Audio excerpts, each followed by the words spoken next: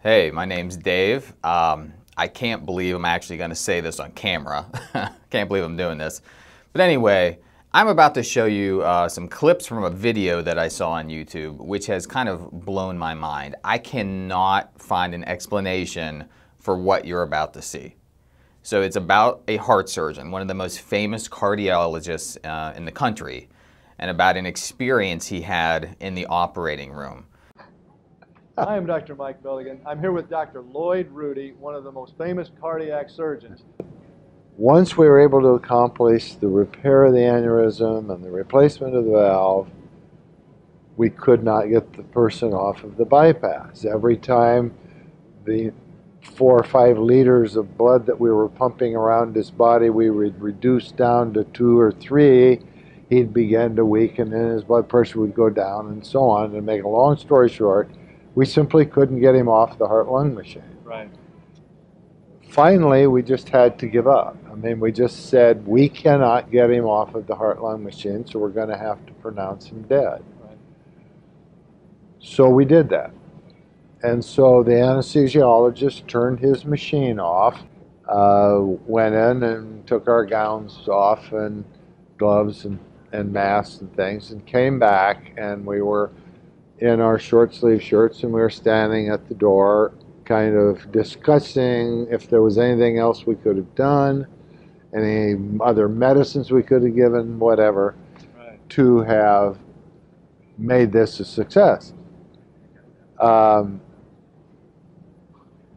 as we were standing there, it had been at least 20 minutes.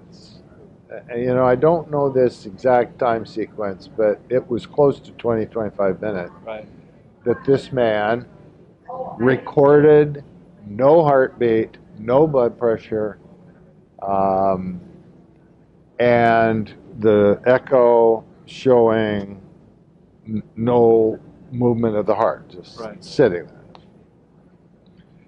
there. And all of a sudden we looked up, and the surgical assistant had just finished closing him, and we saw some electrical activity. And pretty soon the electrical activity turned into a heartbeat. Very slow, 30, 40 a minute. He recovered and had no neurologic deficit. And for the next 10 days, 2 weeks, all of us went in and were talking to him about what he experienced, if anything. And he talked about the bright light at the end of the tunnel, as I recall, and so on. But the thing that astounded me was that he described that operating room floating around and saying, I saw you and Dr. Catania standing in the doorway with your arms folded talking. I didn't know where the anesthesiologist was, but he came running back in. And I saw all of these post-its sitting on this TV screen.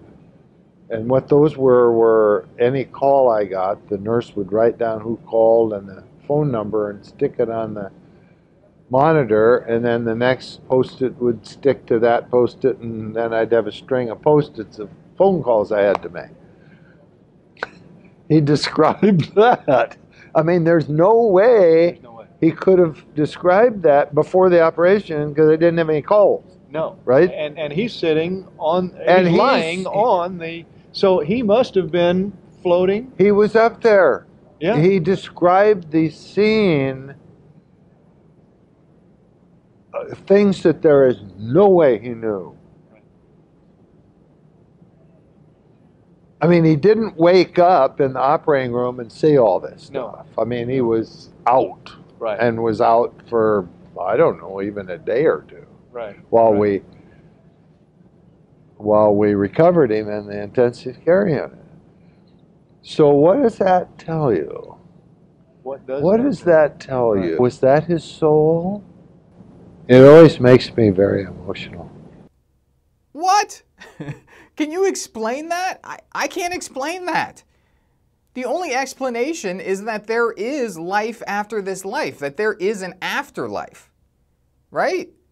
I need help. Please click on my link, go to my page, comment, like, dislike, give me your thoughts. I just can't come to terms with this. I need some help. This is profound. If this is true, it could totally change the way I view the rest of my life. Everything would be different. If this isn't it, if this life is not the end, it would totally change what I'm doing, why I'm doing it, what I spend my time doing, right? I want to know more. I hope this was helpful. If you want to see more videos like this, just let me know, and I'll keep putting them out there. So be blessed.